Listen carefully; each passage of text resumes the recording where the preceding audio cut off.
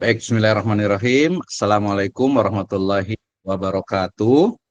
Waalaikumsalam Waalaikumsalam warahmatullahi warahmatullahi wabarakatuh. wabarakatuh.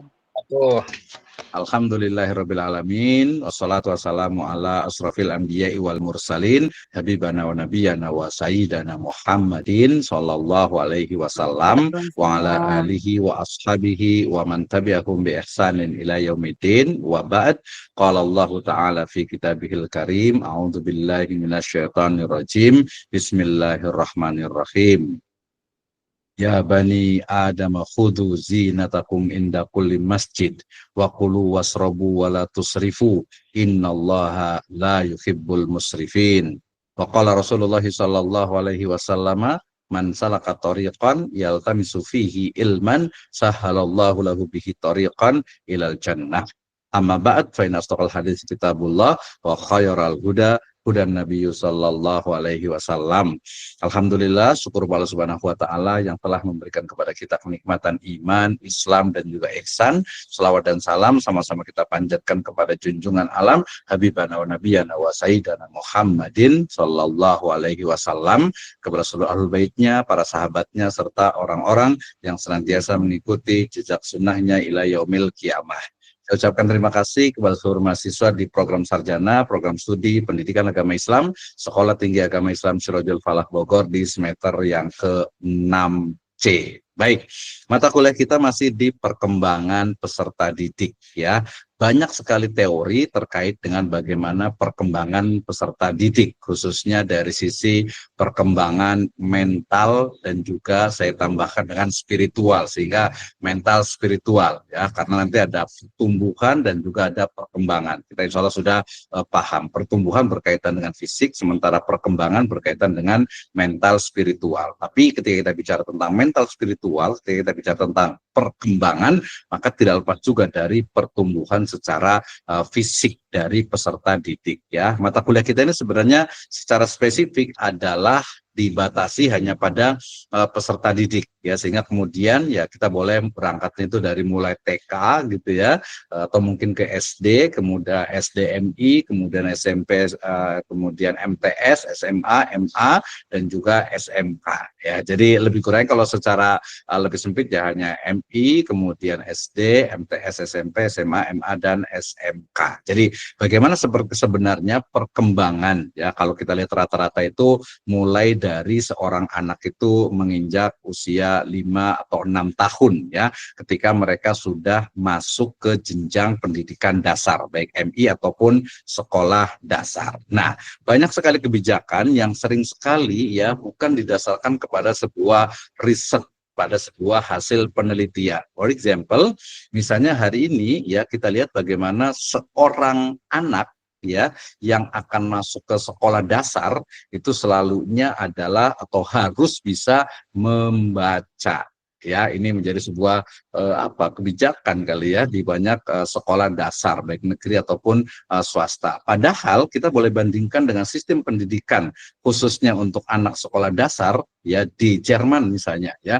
Di sana itu merujuk kepada teori tentang perkembangan khususnya dari sisi psikis ya dan juga secara fisik ya, fisik dan juga psikis, maka kita lihat bahwa keterampilan untuk menulis mestinya itu diajarkan nanti ketika memang anak di usia 5, 6, 7 tahun. Nah, ini kan ada semacam semacam ya perbedaan. Satu sisi mengatakan teori itu mengatakan di Jerman sana bahwa anak itu diajarkan itu ya awal itu dengan cara ya bermain, kemudian juga bernyanyi gitu ya. Mungkin dengan hal-hal yang menyenangkan, but is a theory. Tapi ini adalah sebuah teori. Nah, bagaimana kita bisa menyikapinya? Ya, belum lagi yang selalu saya sampaikan adalah bagaimana sebenarnya teori-teori dari para tokoh-tokoh Islam terkait dengan perkembangan anak ya atau perkembangan peserta didik. Ini lebih deep lagi, lebih mendalam lagi ketika kita ingin mencari sebenarnya ya agak sedikit ini apakah ansik ya, apakah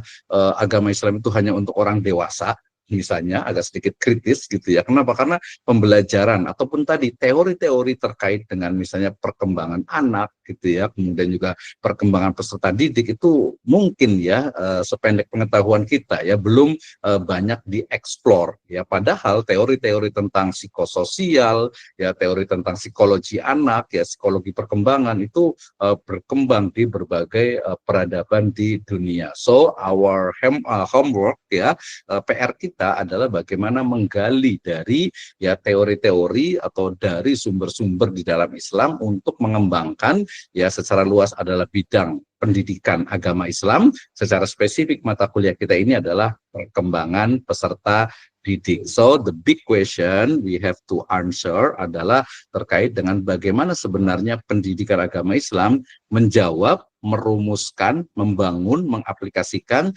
teori perkembangan peserta didik. Ya, nah ini yang menjadi PR dalam mata kuliah kita ini. Ya, jadi bukan hanya not only description but how to develop our subject is important for us ya. Ini menurut saya sangat penting sekali. Oke, saya ulang lagi bahwa tugas besar kita ya, the big question in our subject adalah bagaimana kita itu mengeksplor, mengembangkan teori pendidikan agama Islam secara spesifik dalam perkembangan peserta didik.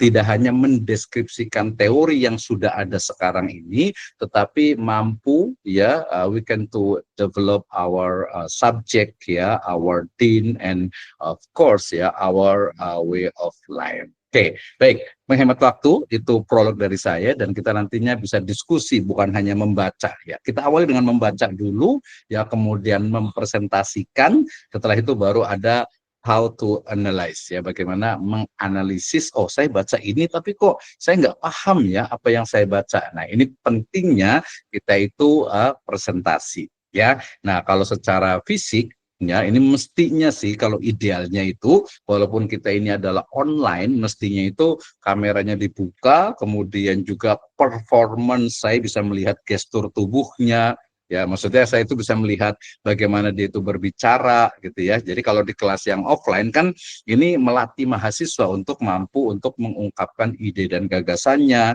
berbicara di depan umum, jangan sampai nanti sudah SPD ya, sarjana pendidikan agama Islam ya, sarjana pendidikan Islam ya, Ibu Neneng Mulyati SPD, itu harus mampu tuh untuk ini, walaupun ini juga sudah senior semuanya ini kayaknya nih ya.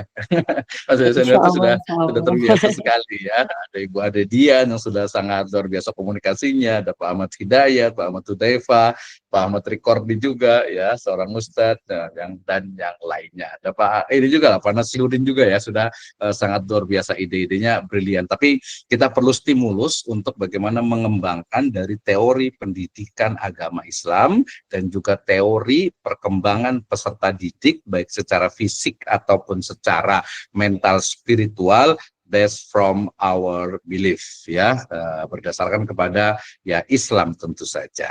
Baik, menghemat waktu saya persilakan kepada mahasiswa yang akan presentasi and I will give maybe some suggestion for your presentation. Thank you very much. May Allah Ta'ala bless you forever. Silahkan untuk yang mau presentasi.